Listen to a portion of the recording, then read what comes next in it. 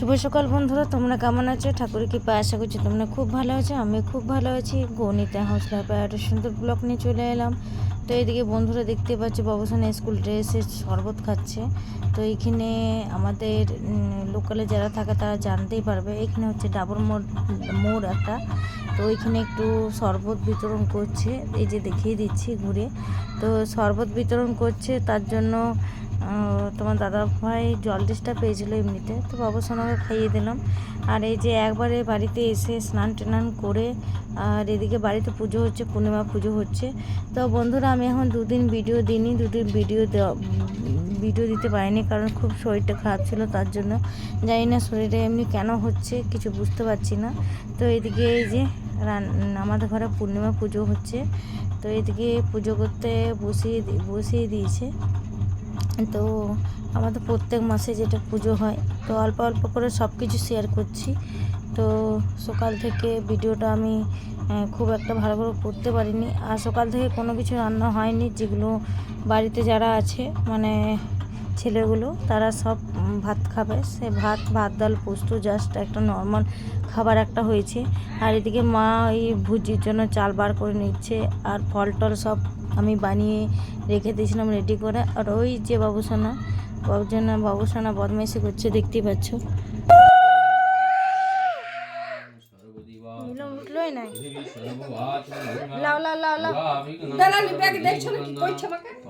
তো এইদিকে আমি একবারে সন্ধ্যা হয়ে গেছে, দেখতে পাচ্ছ।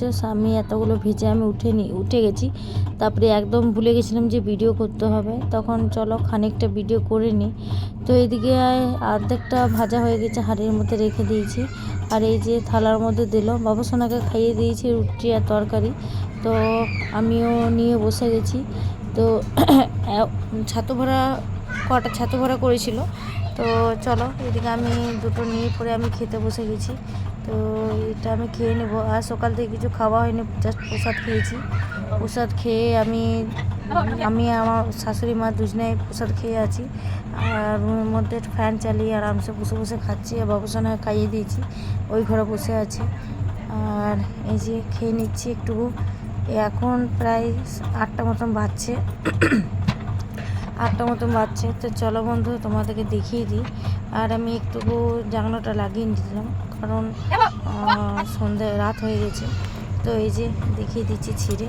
তো বেশি ভরেনি, কারণ সকাল থেকে খালি পেটে তো হালকা পরিমাণে ছাতু ভরেছিল। তো এই যে ছাতু ভরা লুচি। যাই হোক, আমাদের আটা লুচি সচরাচর খায়, আমরা ময়দারটা খাই না, কারণ হজম হয় না। যে দেখতে পাচ্ছ লঙ্কা টঙ্কা দিয়ে ভালো করে ঝাল করেছিল ছাতু ভরা। তো একটু সস নিয়ে আমি খাচ্ছি।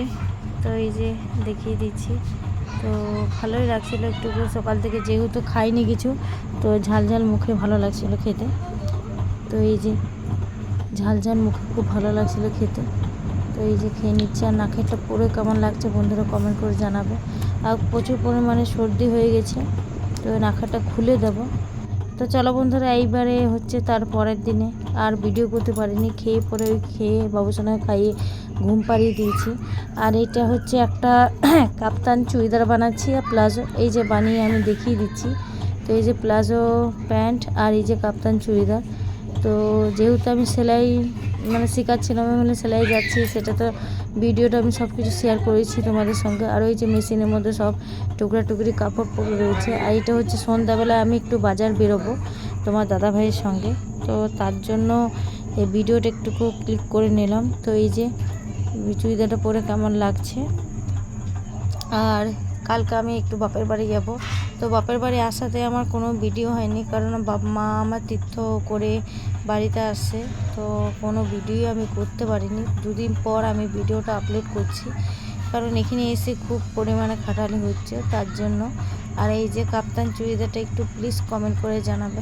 তো চলো এই যে দেখিয়ে দিচ্ছি একদম বন্ধুরা, এই যে তো এই পরে দেখিয়ে দিচ্ছি একবার। তোমার দাদা ভাই বললো ভালোই হয়েছে, মোটামুটি ভালোই লাগছে। তো একবারে সেট বানিয়ে নিয়েছি, প্যান্ট আর কাপ্তান চুড়িদার। তো আরেকবার একটু নিচে রেখে ক্যামেরাটা নিচে রেখে দেখিয়ে দিচ্ছি, কারণ এটা হচ্ছে শাড়ি দিয়ে বানিয়েছি। তো এটা শাড়ি দিয়ে কাপ্তানটা বানিয়েছি চুড়িদারটা। তো দেখে একটা কেমনই লাগবে, পরে মোটামুটি ভালোই লাগছে। তো এই যে বারবার দেখাচ্ছি সামনে থেকে। তো পিছনটা আগেরটা একটু কুচি দিয়েছি, গোল গোলা করেছি, ভালোই লাগছে, আমার ভালো লাগছে, বাস আর কিছুই না। তো চলো বন্ধুরা, ভিডিওটা আজকের মতন এই পর্যন্তই। পরের দিন একটা সুন্দর ভিডিও নিয়ে আসবো বা ব্লগ নিয়ে আসবো। তো চলো, সবাইকে জানাই শুভরাত্রি, সরি শুভরাত্রি, আর এটা হচ্ছে বাপের বাড়ি আসার। তো চলো।